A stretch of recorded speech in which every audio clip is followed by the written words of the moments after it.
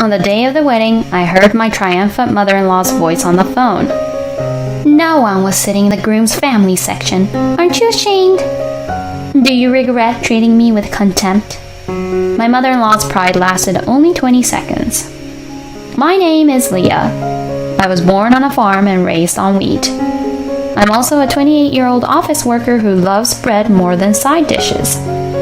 I used to be a track and field athlete until college, so it was fine back then. But now that I work in an office, eating too much bread leads to excessive calories.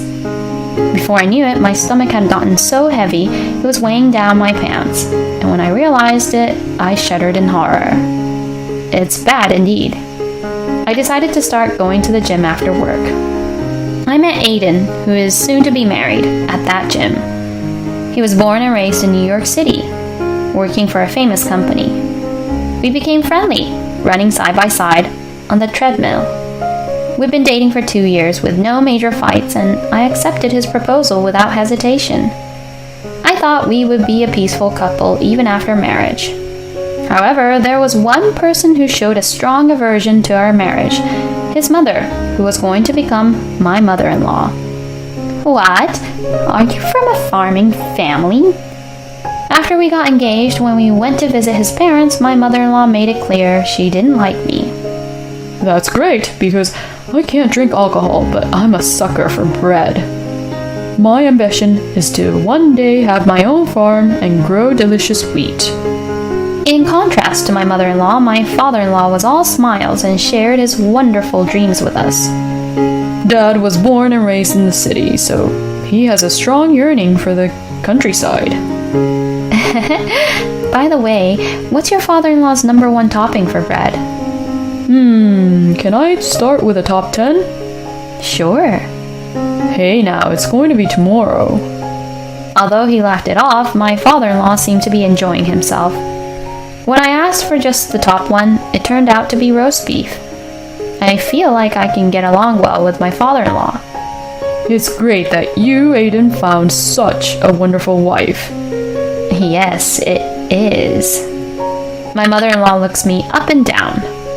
I'm a bit worried about whether you, a girl from the countryside, will be able to fit in with us city folks who were born and raised here in the city.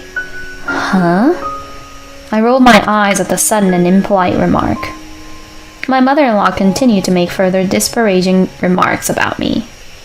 Listen, I know your family is from the countryside, but don't you know to make appointments before meeting people? And bringing dirt-covered vegetables and showing up unannounced is embarrassing, so don't do it.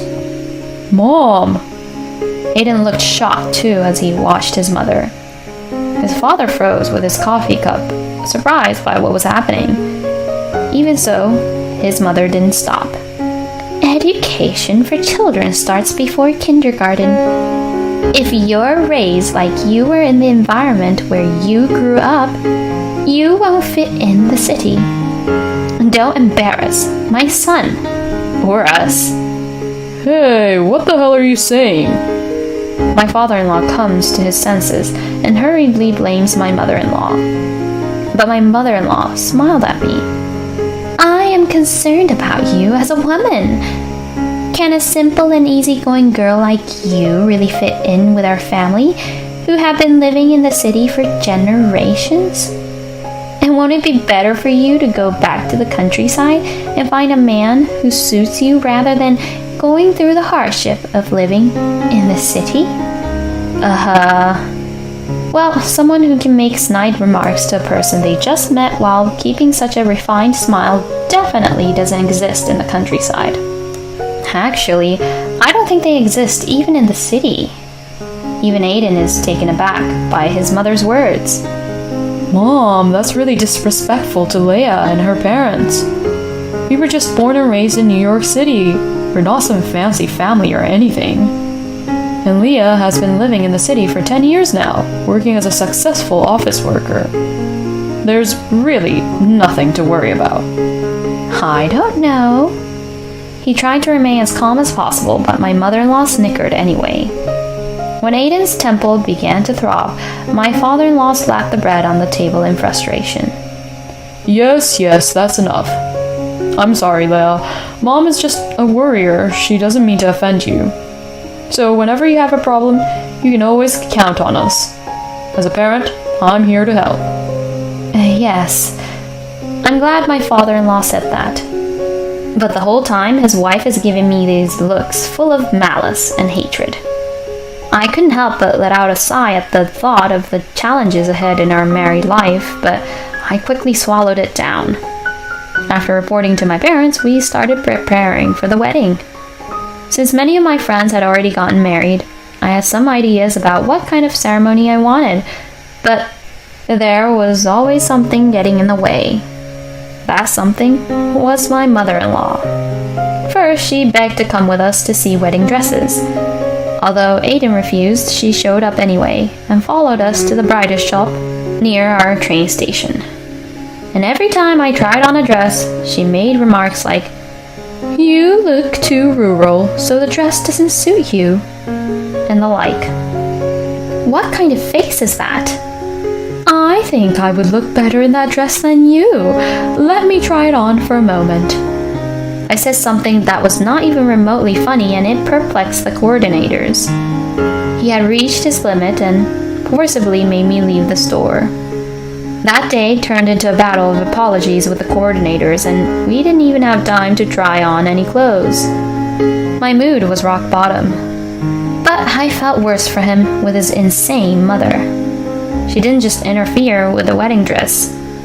She even tried to cancel the colored dress, saying that a country girl didn't need to change clothes, and took it upon herself to include a performance from her hula dance circle without our consent in the wedding program. It was as if she thought that a country girl like me didn't have any sense of style or class. She insisted on giving an excessive number of wedding favors, saying it was expected at city weddings, and even changed the venue's gift policy without informing us. I was at my limit. I was really looking forward to our wedding, but the preparations had become a total nightmare. We were causing trouble for the venue, and my partner was getting irritated by the day. It was clear that if we continued like this, it would only lead to disaster for both of us. I didn't want to break up with Aiden or cave to my mother-in-law's demands. I talked to him seriously about how to handle things going forward, and made a point to ignore my mother-in-law's negative behavior. Then suddenly, my mother-in-law's persistent attacks stopped. Perhaps she got bored because I remained expressionless no matter what she did. Just when I started to feel relieved and a little sorry for her, my father-in-law came to see me. He seemed hesitant, but eventually told me what was going on. My wife was crying, saying that you, Leia, were bullying her. Here we go again. I slumped my shoulders, feeling disheartened by my father-in-law's words. Aiden and I explained the truth to him, both feeling equally disappointed. As my father-in-law learned of what my mother-in-law had done, his face grew darker and darker. We're both sorry.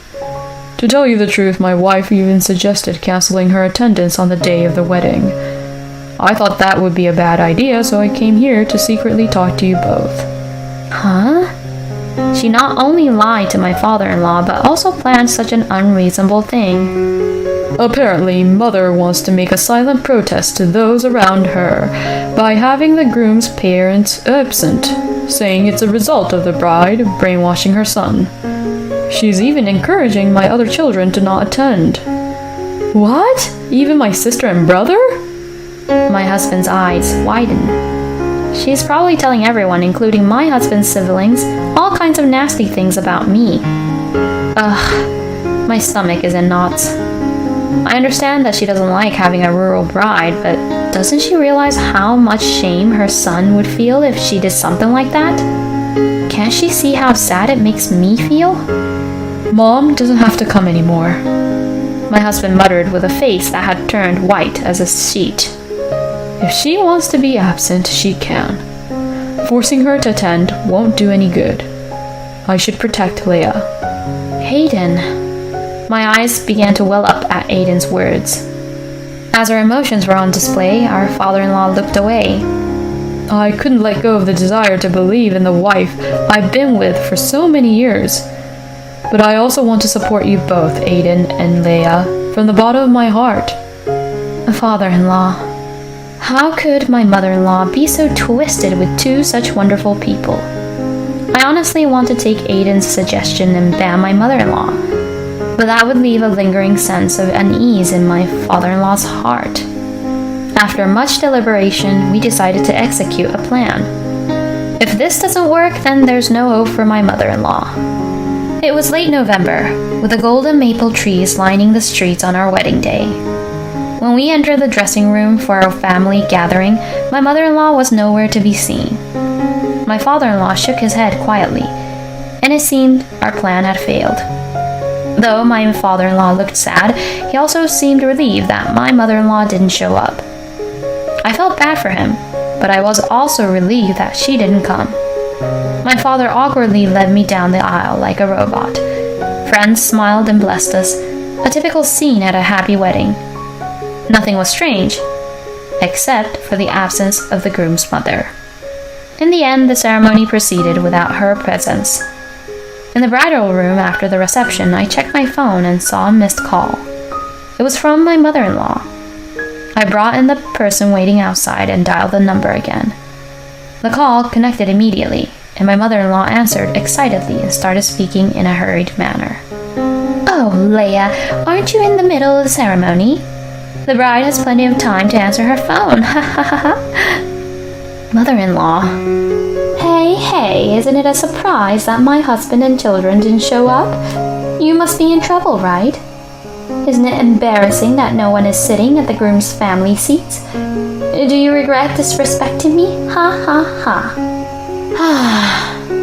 I bet you thought you were forgiven because I've been quiet, huh? Too bad. I, my husband, and my children don't accept someone like you. A country bumpkin. We all hate the idea of becoming relatives with a monkey-brained daughter-in-law like you. Take that! Ha ha ha ha! My mother-in-law, now convinced of her victory, cackled with laughter. What a foolish person she is. Then I turned to the person next to me, who was looking down, and said, "I beg your pardon, father-in-law." Huh? My mother-in-law's high-pitched laugh stopped. Yeah, what about me?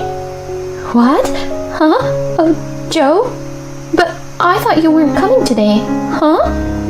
The appearance of a person who shouldn't be there made my mother-in-law flustered. How could any parent boycott their son's wedding? You're the only person I know who's that insane. Huh? Huh? The only one who hasn't come is you, Emma. Huh? Why? What? No way, right? Leah wouldn't lie like you. Even our children are here, wishing for Aiden's happiness. I trusted you. It's a shame. Let's talk about this later. Wait, what does that mean?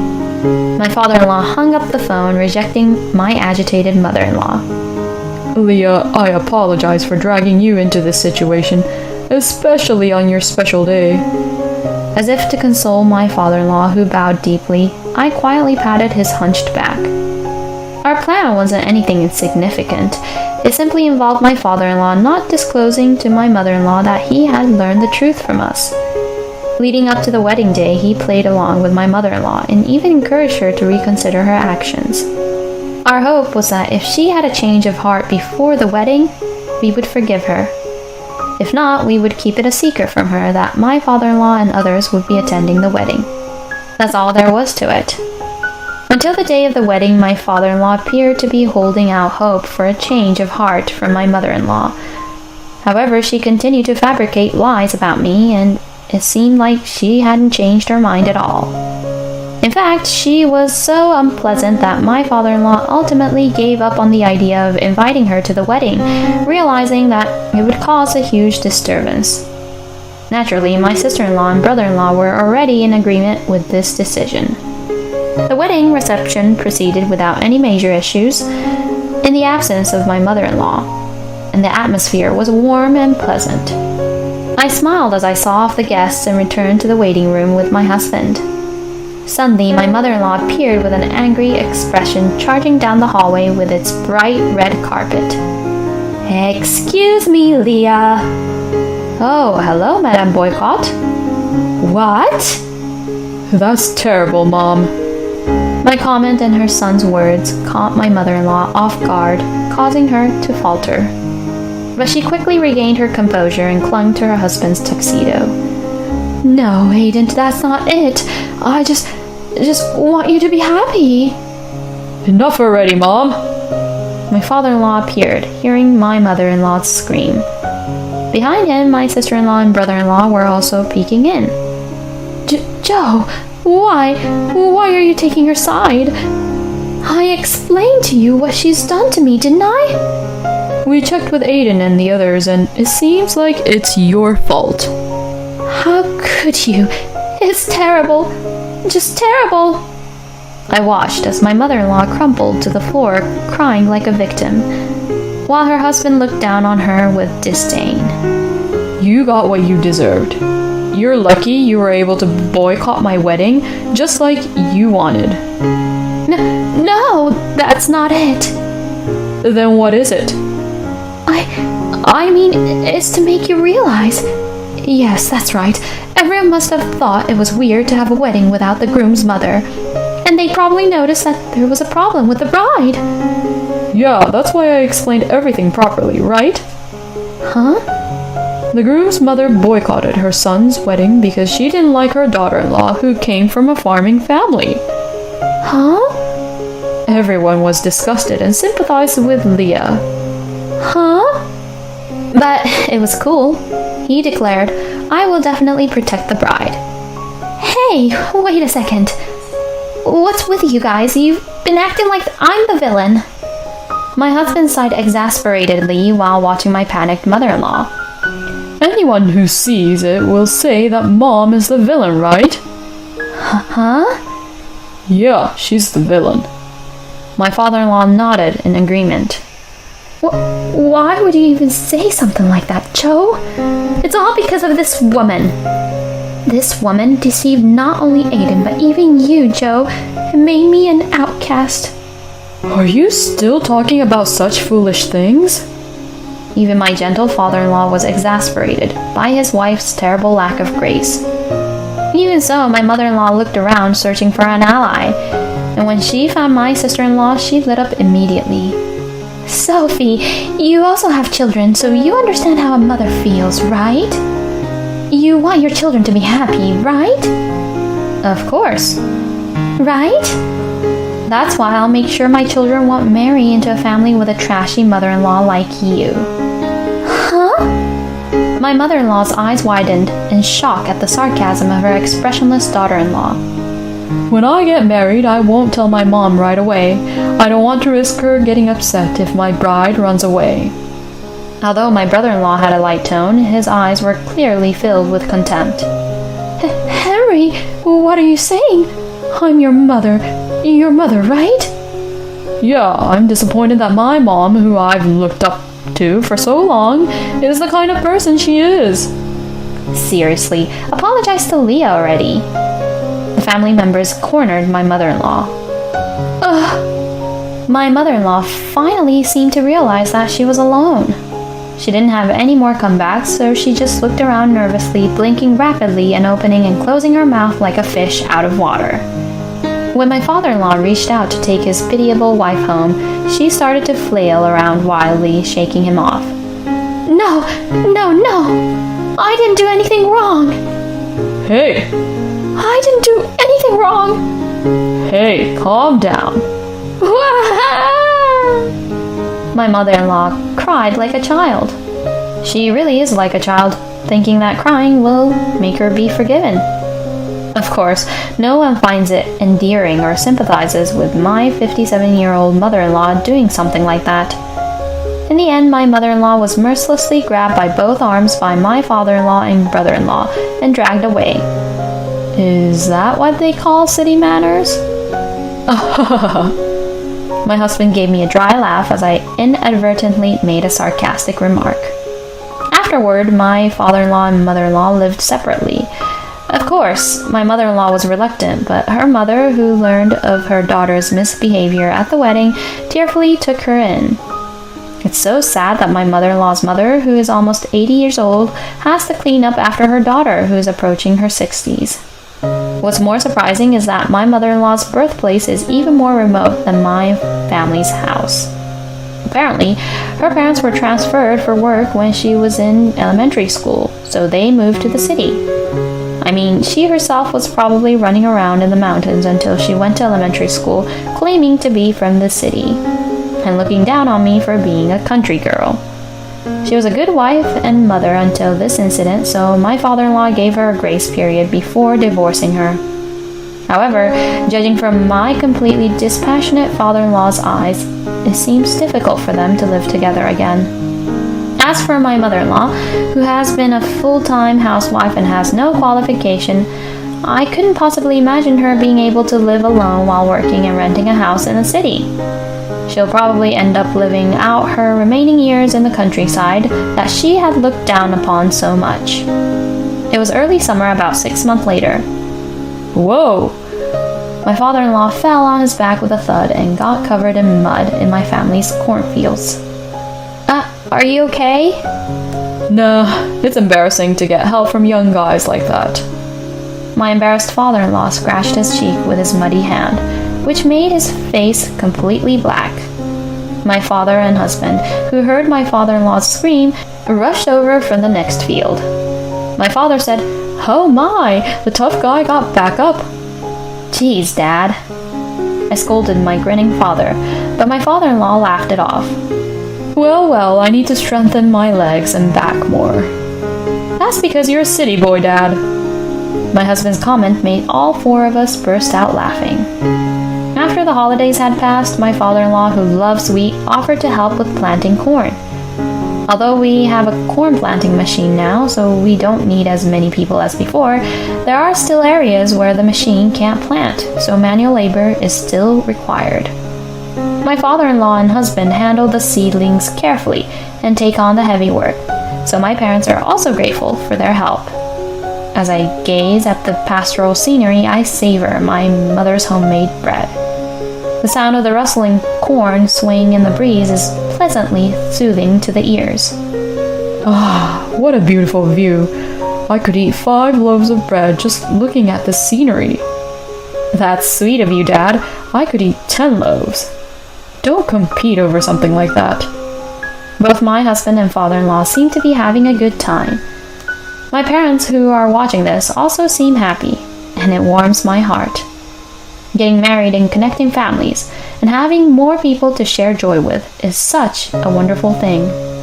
My mother-in-law was a disappointing person, but I think it was really great to be able to meet my husband and become a family with my father-in-law. Eating a meal under the blue sky with my beloved family.